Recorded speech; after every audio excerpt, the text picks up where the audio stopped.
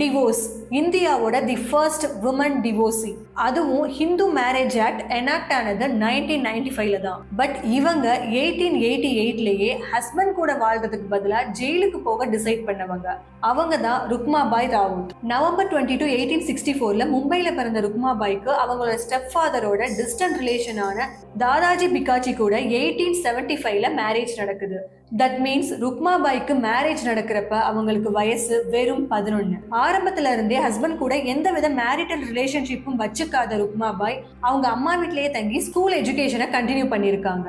இப்படியே வருஷங்களோட தாதாஜி பல தடவை ருக்மாபாயை அவர் கூட வாழ வர சொல்லி கூப்பிட்டுருக்காரு. பட் ஒவ்வொரு தடவையும் ருக்மாபாய் அவங்க ஹஸ்பண்டோட ப்ரொபோசலை ரெஃப்யூஸ் பண்ண இதனால கடுப்பான தாதாஜி அந்த பீரியட்ல ஃபேமஸா இருந்த ரெஸ்டிடியூஷன் ஆஃப் கான்ஜுகல் ரைட்ஸை கையில எடுக்கிறாரு. அதாவது ருக்மாபாய்க்கு அகைன்ஸ்டா கோர்ட்ல கேஸ் ஃபைல் பண்ண தாதாஜி மேரேஜ் ரைட்ஸை மீட்டெடுக்கிற ஒரு லீகல் பேட்டில ஸ்டார்ட் பண்றாரு. ஸோ 1884ல பாம்பே ஹை கோர்ட்ல ஸ்டார்ட் ஆன இந்த கேஸோட இன்வெஸ்டிகேஷன்ல ருக்மாபாய் 11 வயசு குழந்தையா இருக்கிறப்ப அவங்களுக்கு நடந்த இந்த அன்வான்ட் மேரேஜை ரிஜெக்ட் பண்ண சொல்லி ரெக்வஸ்ட் பண்றாங்க. பட் 1884ல லீகல் டிவோர்ஸ் சிஸ்டம் இல்லாததால கோர்ட் ருக்மாபாயோட ரெக்வஸ்ட கன்சிடர் பண்ணல அண்ட் ஹஸ்பண்டோட வாழ முடியாதுன்னு ரொம்பவே அடமெண்டா இருந்த ருக்மாபாய்க்கு கோர்ட் 2 ஆப்ஷன் கொடுக்குது. ஒன்னு தாதாஜி கூட சேர்ந்து வாழணும் ஆர் 6 months ஜெயிலுக்கு போகணும். இதை கேட்ட ருக்மாபாய் கொஞ்சம் கூட யோசிக்காம நான் ஜெயிலுக்கு போக ரெடின்னு சொல்றாங்க. ருக்மாபாயோட இந்த டெசிஷன் பிரிட்டிஷ் கண்ட்ரோல்டு இந்தியால ஆரம்பிச்சு இங்கிலாந்து வரைக்கும் வைட் ஸ்ப்ரெட் டிபேட்டை கிரியேட் பண்ணுச்சு.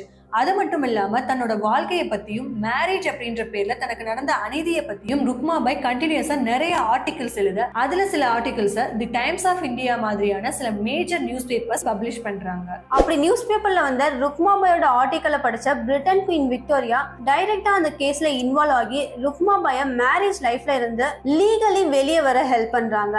அண்ட் இதுதான் இந்தியாவோட த ஃபர்ஸ்ட் லீகல் டிவோர்ஸா கன்சிடர் பண்ணப்படுது. ஸோ பொண்ணுங்களுக்கு பேசிக் ரைட்ஸ் கூட இல்லாத அந்த பீரியட்ல தைரியமா போராடி தனக்கு பிடிக்காத ஒரு லைஃப்ல இருந்து வெளியே வந்த ருக்மாபாய் அதுக்கப்புறம் English orient London school of மெடிசன்ல ஜாயின் பண்ணி மெடிசன் படிச்சு முடிக்கிறாங்க. அண்ட் வாழ்நாள் முழுக்க விமன்ஸ் ஹாஸ்பிட்டல் டாக்டரா பிராக்டிஸ் பண்ண ருக்மாபாய் பிரிட்டிஷ் இந்தியாவோட தி செகண்ட் ஃபீமேல் டாக்டர் அப்படின்ற ப்ரைடையும் ரீச் பண்றாங்க. And India's first female doctor Kadambini Ganguly. ருக்மாபாயோட போராட்டம் அவங்களோட லைஃபை சேஞ்ச் பண்ணது மட்டும் இல்லாம 1891ல age of consent act introduce ஆகவும் விமன் ரைட்ஸ் விமன் எஜுகேஷனுக்கு ஒரு மேஜர் பிளாட்ஃபார்மையும் செட் பண்ணிருக்கு. அதை விட முக்கியமா சைல்ட் மேரேஜ்க்கு அகைன்ஸ்டான டிபேட்டை ஸ்பார்க் பண்ணிருக்கு.